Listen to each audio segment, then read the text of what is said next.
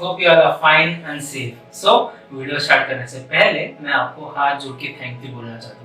Thank you क्यों? क्योंकि आपने मुझे बहुत सपोर्ट दिखाया अभी तक और हम लोग 200 मेंबर्स की फैमिली बन चुके हैं।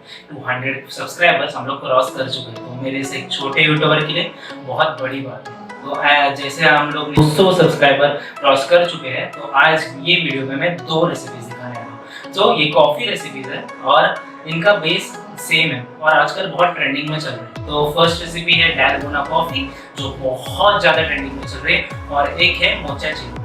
तो मोचाचिनो जो कॉफ़ी है उसमें बस डिफरेंस है कि उसमें कोको पाउडर जो होता है ना वो यूज़ होता है, तो बस उतना डिफरेंस है। और हॉट मिल्क जो हम लोग हैं वो डालते हैं उसमें। सो वो एक हॉट कॉफ़ी है और जो अपना डालगोना कॉफ़ी है वो कोल्ड कॉफ़ी है। सो चलिए वीडियो स्टार्ट करते हैं।